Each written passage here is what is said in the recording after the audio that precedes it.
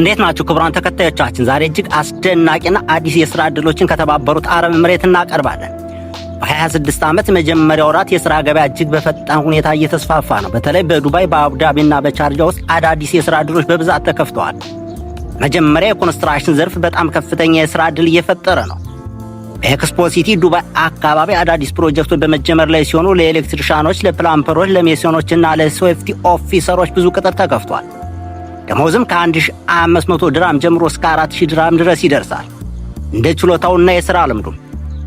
በሁለተኛ ደረጃ በሆቴልና ቱሪዝም ዘርፍ በጣም እየተንቀሳቀሰ ነው። ታላላቅ ሆቴሎች አዳዲስ ሰራተኞችን በብዛት እየቀጠሩ ነው።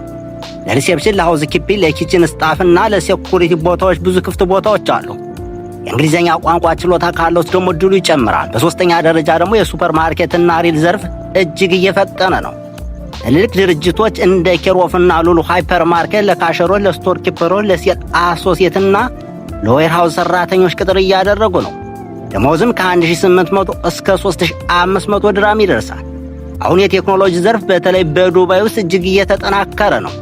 የአይሲቲ ስፔሻሊስቶች፣ ዌብ ዲዛይነሮች፣ ሳይበር ሴኩሪቲ ባለሙያዎች በከፍተኛ ደሞዝ እየተቀጠሩ ነው። ደሞዝም ከ6000 እስከ 15000 ድራም ይደርሳል። እንዲሁም በጤና ዘርፍ ደግሞ በአቡዳቢ ከፍተኛ ፍላጎት እያሳየ ነው። ነርሶች፣ ኬርጊቨሮች፣ ሜዲካል አሲስታንቶች በፍጥነት እየተቀጠሩ ነው። የዲኤችኤ ወይም ኤችኤዲ ፍቃድ ካለው ደግሞ እድሉ ይጨምራል። አስፈላጊ ማሳሰቢያ፣ የሐሰተኛ ኤጀንሲን አይጠቀሙ። ከቪዛ ከመምጣቱ በፊት ኮንትራትን ያረጋግጡ። ፓስፖርቶን ለማንም አይስጡ።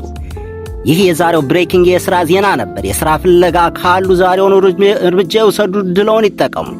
እስከሚቀጥለው አዲስ መረጃ ድረስ ሰላም ሁሉ። እናመሰግናለን። ሰላማችሁ ይብዛ። መልካም ዕድል።